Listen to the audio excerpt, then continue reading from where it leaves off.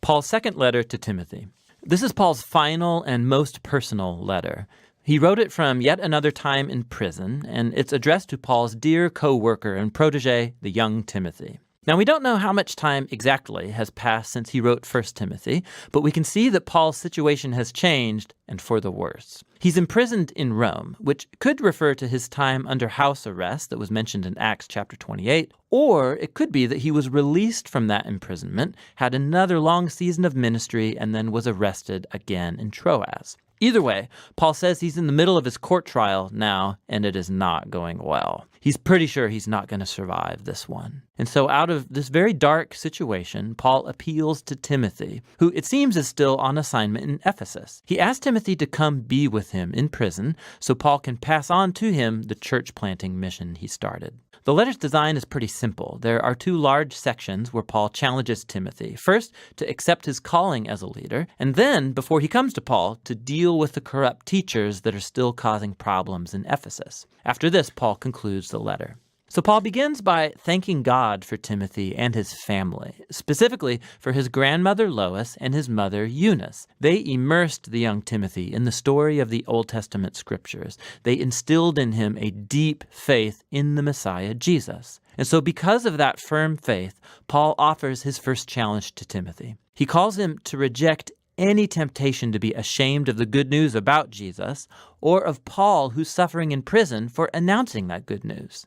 Now, the reason Paul needs to emphasize this is the negative stigma that he gained by his frequent times in prison. It made many of Paul's co-workers, in fact, doubt his calling as an apostle.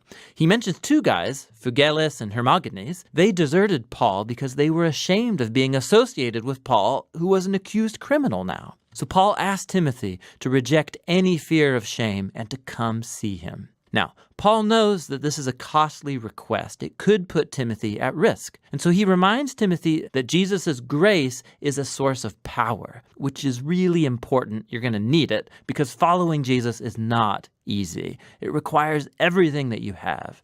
Paul likens following Jesus to enrolling as a soldier who's striving to please their commanding officer. Or it's like an athlete who's training their body for a competition. Or it's like a hardworking, dedicated farmer. All three of these metaphors involve a person who's committed to something bigger than themselves and who's willing to sacrifice and endure challenges to accomplish a greater goal.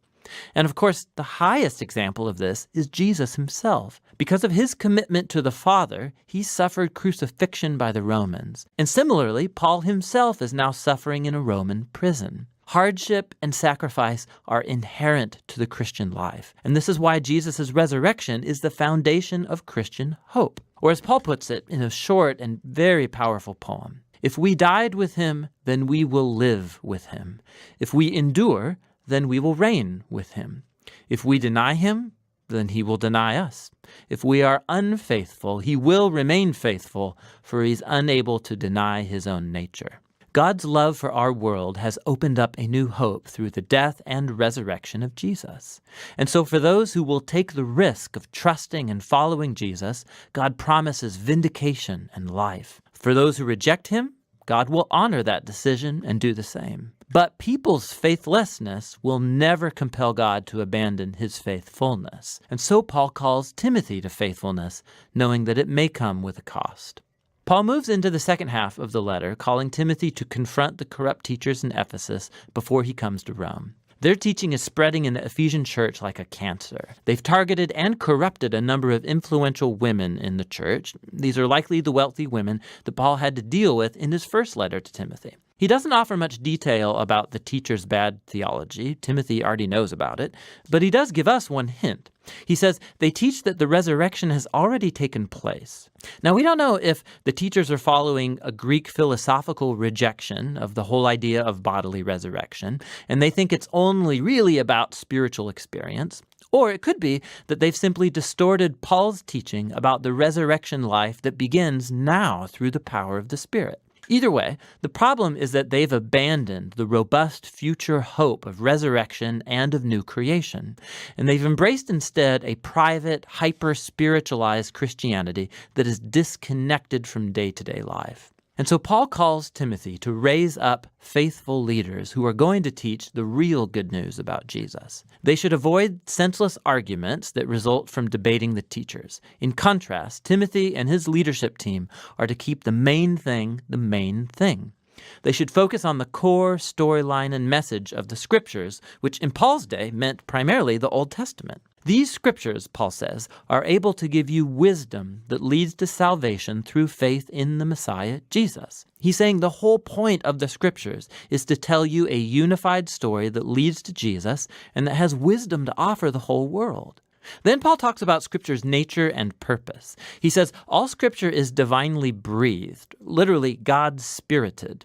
It's a reference to the Spirit's role in guiding the biblical authors so that what they wrote is what God wanted his people to hear. And God speaks to his people in the Scriptures for a very practical purpose. He says they're useful for teaching, telling me things I didn't know before. They're useful for challenging, getting in my face about the things I say I believe but I don't actually live consistently with. They're useful for correcting me, exposing my messed up ways of thinking and behaving.